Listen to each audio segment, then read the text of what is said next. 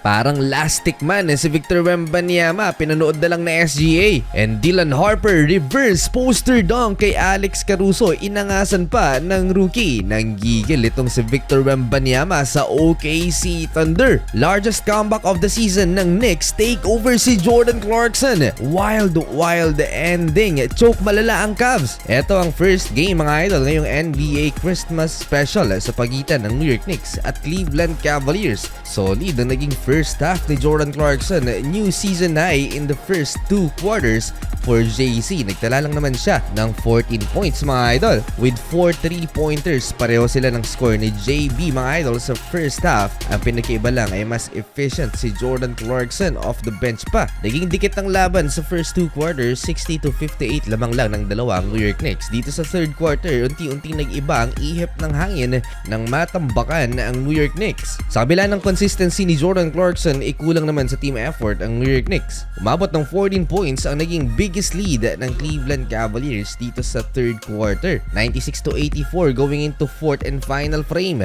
Led by Jalen Tyson with 16 points. Hype na hype sa kanyang bench ng Cavs. Umabot pa ng 17 points ang naging lamang mga idol ng Cleveland Cavaliers dito sa fourth quarter. Ang naging game changer ng NBA Cup Finals off the bench, Jordan Clarkson at Tyler Kolek pa rin ang nakapagbigay ng spark sa offense mga idol ng New York. Big run for the home team kaya naibaba into single digit ang lamang ng Cleveland Cavaliers. Bad news pa para sa Knicks dahil na-injured naman itong si Josh Hart at bumalik sa locker room. Tumodo palalo ang hiyawan sa crowd nang makahit naman ng isa pang tres si Jordan Clarkson last 5 minutes ng fourth quarter. Clarkson Naging catalyst din si Mitchell Robinson ng kanyang offensive rebound intangibles mga idol na nagbigay edge sa New York Knicks. Not that time. Guess who? Robinson. Kolek again. Cavs timeout from 17-point Cleveland lead. Dalawa na lang, 111-109. Nilabas si Jordan Clarkson sa crunch time at napatake-over na si Jalen Bronson. Tabla sa 113 na ang talaan. Last 3 minutes, nasa bingit na naman ng pagkakachoke ang Cleveland. Mas naging wild palalo ang crowd mga idol sa napaka-intense na ending na to. 3-pointer again for Tyler Kolek. Last 2 minutes, sagutan sa pagpuntos mga idol. Nakalamang pa ang Cleveland Cavaliers 119-118 pero nagtala ng cold-blooded 3-point shot si Jalen Bronson to give the Knicks the momentum again. Tulog sa depensa ang Cleveland Cavaliers. Karl Anthony Towns napakabilis ng takbo for a putback 2-possession game, 123-119 last 30 seconds. At dahil sa naging apat ng lamang mga idol ng New York Knicks, foul game ang nangyari at nilagay nila sa free throw line si Mitchell Robinson na nagmintis naman ng 2 free throws. Crucial. 5 seconds left. Buhay pa mga idol ang Cleveland Cavaliers. Donovan Mitchell wild shot to cut the lead into 125-124. So nag-foul game ulit ang Cleveland Cavaliers last 1.1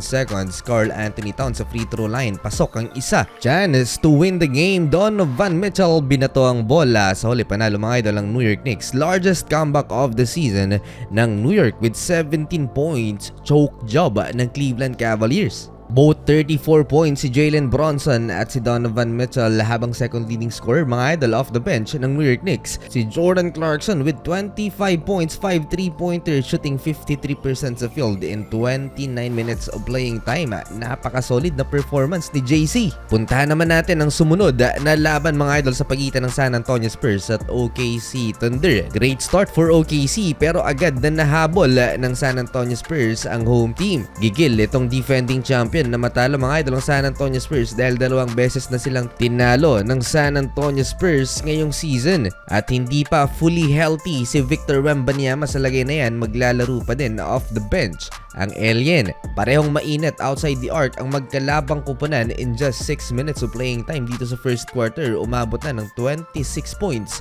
ang score ng OKC. Habang nag-aantay sa scores table itong si Victor Wembanyama na pumasok sa laro. Stephon Castle, a nasty crossover against Isaiah Hartenstein. Mid-range pull-up. Bumagal ang pace ng Oklahoma City Thunder nang nasa court na si Wemby at nabigyan naman ng boost sa offense ang San Antonio Spurs. Mukhang walang maisip na matchup si Coach Mark Daigneault kay Victor Wembanyama. Si Alex Caruso ang bumabacks out sa alien. Thunderball SGA versus Victor Wembanyama. step back Midi for the MVP over Wemby. Eto ulit, Alex Caruso versus the Alien. Talagang nilalayo ni Alex sa paint si Victor Wembanyama. Bukod kay Wemby, naging spark din mga idol ang ating kababayan si Dylan Harper sa offense naman ng San Antonio Spurs. Kahit anong switch na gawin ng Oklahoma City Thunder, nakakagawa pa rin ang paraan itong si Victor Wembanyama. And one basket kontra kay Chet. And Dylan Harper again, lots of space ang nagawa niya sa step back mid-range na to. Lamang na ang San Antonio 37-36. Nagsitahimik na ang crowd dahil nasa San Antonio Spurs na ang momentum. Pinisikal pa ni Victor Wembanyama si Chet Holmgren. May dalang gigil din ang Alien, the 7-footer ng OKC Thunder.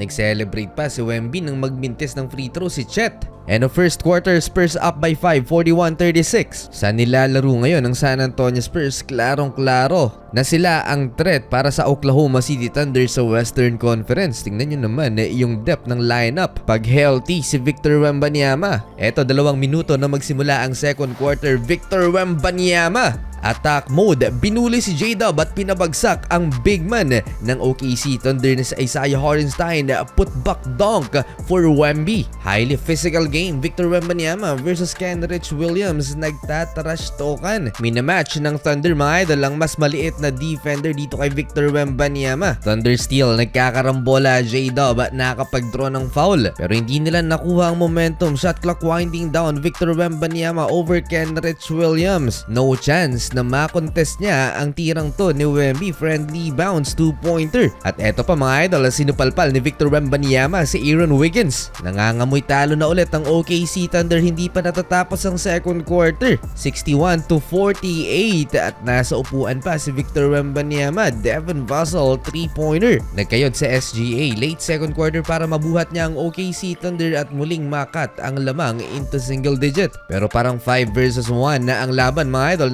Consistent ni De'Aaron Fox with 21 first half points, shooting 81% sa field. That's 9 out of 11 shooting mga idol for D Fox. Leading scorer as usual ng OKC Thunder sa SGA sa first 2 quarters with 16 points. Lamang ng 9 points ang San Antonio Spurs, 69-60. May dalawang problema ang Oklahoma City Thunder kaya nahihirapan sila sa San Antonio Spurs. Hindi magsipasok ang kanilang mga tres and no defensive stops. Sloppy defense sa third quarter ng Oklahoma City Thunder. 7-minute mark, balik na naman sa laro si Victor Wembanyama. 3-pointer, sumabay pa si SGA. Good defense but not close to block that shot. 8-0 run Spurs. Harrison Barnes back-to-back field goal mga idol. 3-pointer at pinakitaan ng Pinoy step ang OKC. Lipad si Alex Caruso. 2 ang nabait ni Harrison. 17 points Spurs lead. Dylan Harper off the bench. Hammer against Alex Caruso. Reverse pa mga idol mula sa assist ni Victor Wembanyama. Go and go. Inside. Harper. Oh, he said it with his chest. Sabay angas ang rookie kay Caruso mga idol. Nabuhayan ng OKC fans nang pumasok ang tres na to ni Alex Caruso. Napangiti doon ang 2-time NBA champ. Pero hindi enough ang effort na yan para makuha nila ang momentum. End of third quarter, 95-79. 16 points pa rin ang kanilang hinahabol. Still looking for a spark sa offense mga idol ang Oklahoma City Thunder. 6-0 run to start the fourth and final frame. Wemby, another assist kay Stephon Castle naman. Dunk at baba na sa single digit ng lamang ng San Antonio Spurs, 97-88. And Victor Wembanyama may counter 3-pointer mga idol sa OKC. Kinakapos lagi ang Thunder mga idol. Dylan Harper nakakita na naman ng liwanag sa ilalim. Easy layup for Dylan. Sumabay pa si Chet Holmgren pero late na. Ito ang matindi mga idol ang ginawa ni Victor Wembanyama. Got it back and lays it home. We got a whip. Parang lastic man si Victor Wembanyama. Pinanood na lang siya ni SGA. Parang na-taste of their own medicine mga idol ang OKC Thunder sa San Antonio Spurs. Stephon Castle over SGA Midi. Last 2 minutes lamang pa ng 12 ang San Antonio Spurs. Nilabas na si SGA mga idol. Mukhang hindi siya makapaniwala dahil back-to-back na natalo sila sa kamay ng San Antonio Spurs. Eto na mga idol ang pang-8 sunod na panalo ng San Antonio. May dalawang natitirang laban pa ang OKC at San Antonio Spurs ngayong season.